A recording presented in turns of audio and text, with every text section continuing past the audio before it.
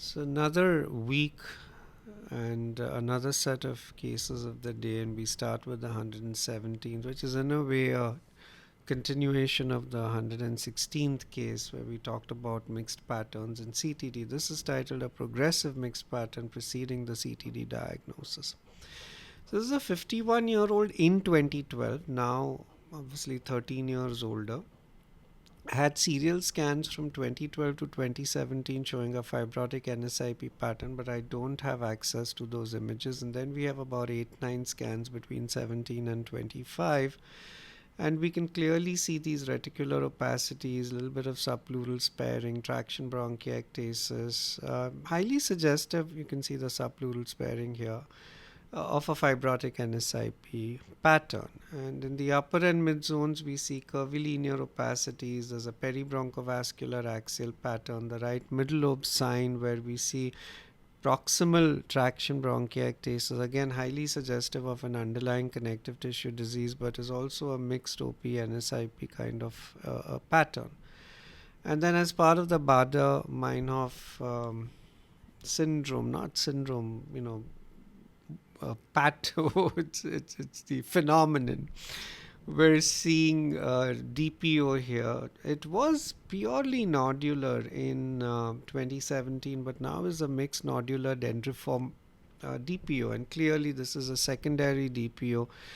And as we now know from the earlier or from the current data and my earlier videos, that this suggests an underlying cicatricial OP pattern, which is likely the end result of, or the fibrotic end result of an OP anyway. So then we just call it a mixed OP NSIP pattern.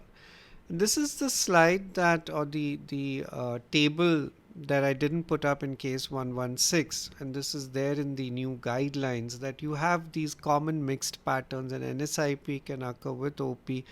And the commonest condition is CTD ILD, though you can get it in patients with hypersensitivity pneumonitis, post-drug, post-DAD, etc.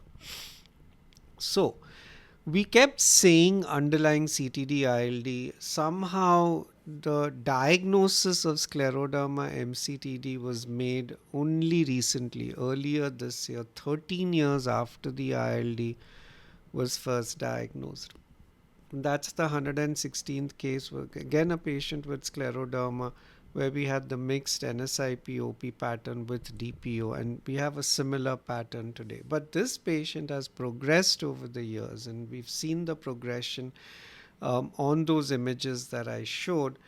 And progressive pulmonary fibrosis, though there's been a lot of criticism of this, there is still nothing else that we have to replace these guidelines. You have worsening respiratory symptoms, physiologic evidence of progression, which she has, and then radiologic evidence of progression also, which we have in this patient. We've got increased extent of traction bronchiectasis, new fine reticulation, increased extent of the reticular abnormality.